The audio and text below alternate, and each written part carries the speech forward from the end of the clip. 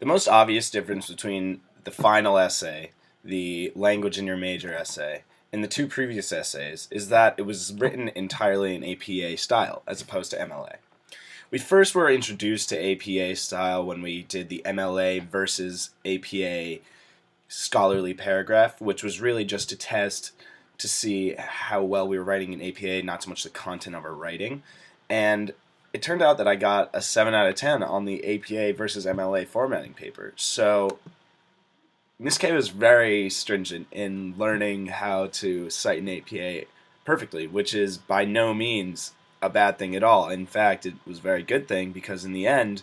I now can write in perfect APA style and even can tell when my formatting is incorrect. For example, I was in a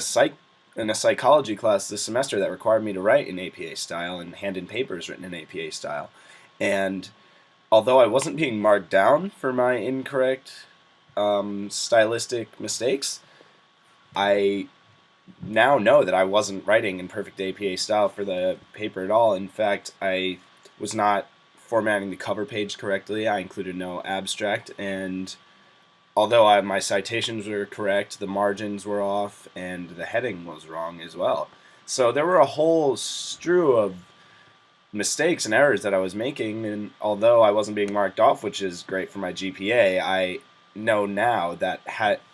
if I were assigned those papers today, that I could write them much more in tune with what APA formatting tells us to write.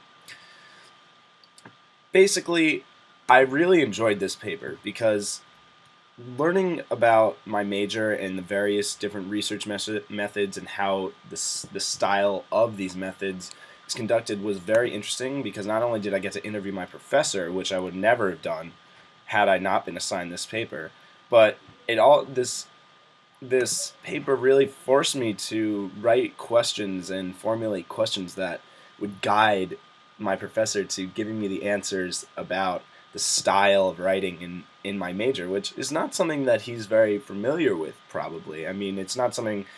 that an economics professor is going to sit down and say, well, oh, this is clearly written in MLA style, or another style of sorts. But I really did grow from this third paper because I was able to utilize the peer review well. We were in peer review groups based on our major, so I was able to go off. My classmate John and I were able to talk and bounce off ideas on each other, what we should be asking our professor that we both shared, and what might be useful to information to include in our paper. And also, I was